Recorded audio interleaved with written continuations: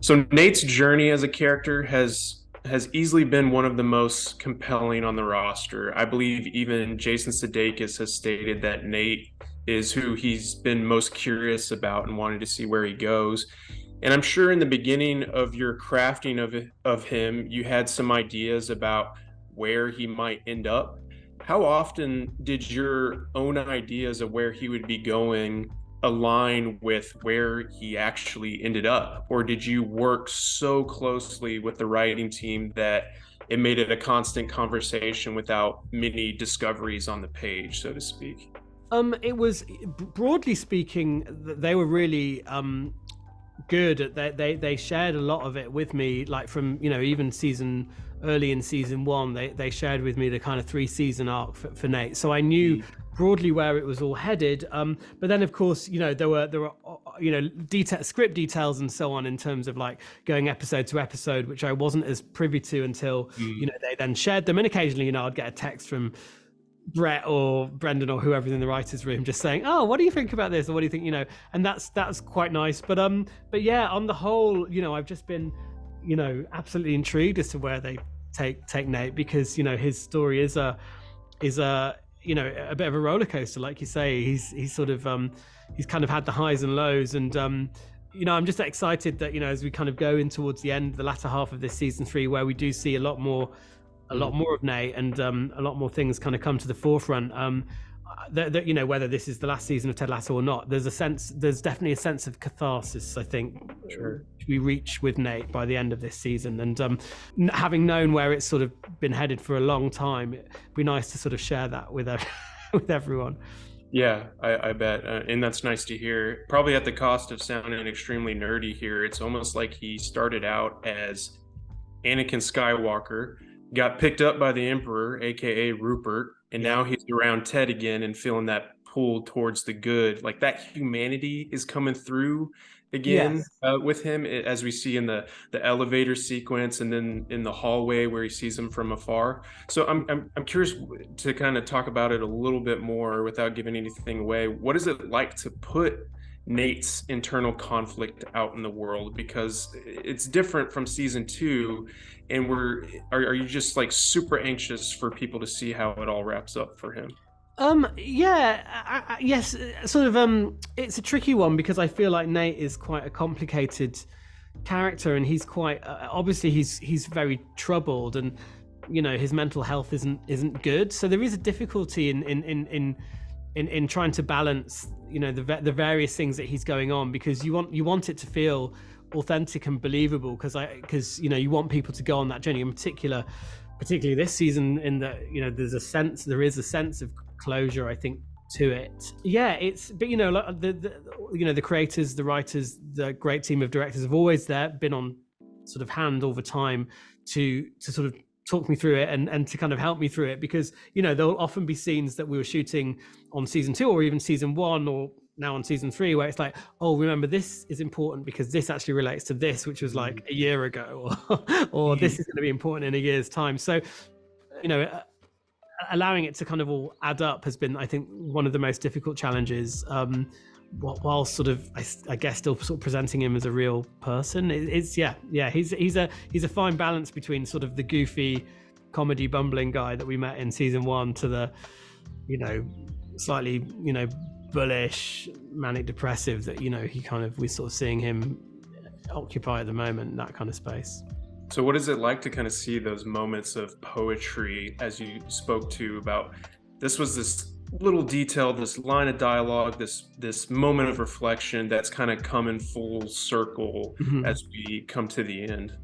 Well, it's very moving. Like, I personally find it very moving, because it's, the writers have done this amazing job, and it's just great storytelling. And it's not giving anything away, but the cracks are beginning to show. We can see in those moments of, even when Nate, with a table football, he knocks over the figurine of Ted and then picks it up and pops it back up. There are just these moments of, we can see he's of regret, of remorse, and just whether he's able to fully redeem himself is yet to be seen. But I personally find that story so moving. Ted was the person who empowered him at the start and kind of got him to the place where he thought he wanted to be, and we thought that would make him happy, and then that has obviously been taken away from him, and so he's just this abandoned, lost soul, is Nate now, and that in itself I think is very sad. And so when we do see these moments of him, being like the old Nate that we kind of loved, I guess it's like, oh, come on, just if you could only just realize a little bit more and give yourself a few more of those opportunities to do the right thing. But maybe he'll come around, who knows. Yeah, I hope so. I love that scene that you spoke of with him putting the figurine back up, because it really is nice to see, like I spoke to earlier, about these moments of humanity coming through for him. And these feel like moments that, even though we get like samplings of like what his history was like with his family and all the things that may have happened to him, did you think more deeply about what the history may be, what it might have been for Nate, versus like what maybe we see on screen, like to kind of feel, to make those moments of impact land? I mean Jason in particular has just got this amazing way of really talking to you about the specifics of a scene and even a particular line, and tracking it back, creating this backstory to the character, and what it might be related to. And often with Nate, I think we're well aware that he has a very toxic relationship with his dad, and a lot of his deep-seated insecurities come off the back of being quite downtrodden all his life and been put down and never being able to do good in his dad's eyes. And so we spoke a lot about even in that final scene between Ted and Nate in season 2, when he's really ripping into Ted, really a lot of that is really directed at his dad, but it's Ted is the father figure there. And so I feel like we do interrogate it a lot and just try and find a truth to it, so that the performance feels as authentic, especially if it's not something that I can immediately relate to. Jason and the creators and the writers and directors are always there to sort of talk me through it, and like, this is why he's saying this at this point, and any backstory that we might not usually see on screen is sort of there, sort of playing in the back of my head to try and bring a truth to it. Yeah. What would you say is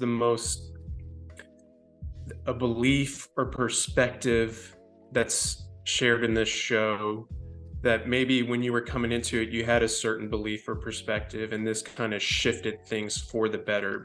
I mean, I love the be curious, not judgmental. I feel like that's such a lovely message. And I do find myself now kind of trying to kind of stop myself from forming a hasty opinion about something, because we're so guilty of that, to kind of very quickly dismiss something or someone or an opinion, and not think about how that person or whatever might have formed that, or might be acting in the way that they are. And when you look at Nate, I see the way that people were affected by Nate's betrayal at the end of season 2, and very quickly were able to turn against him and to despise him and to judge him.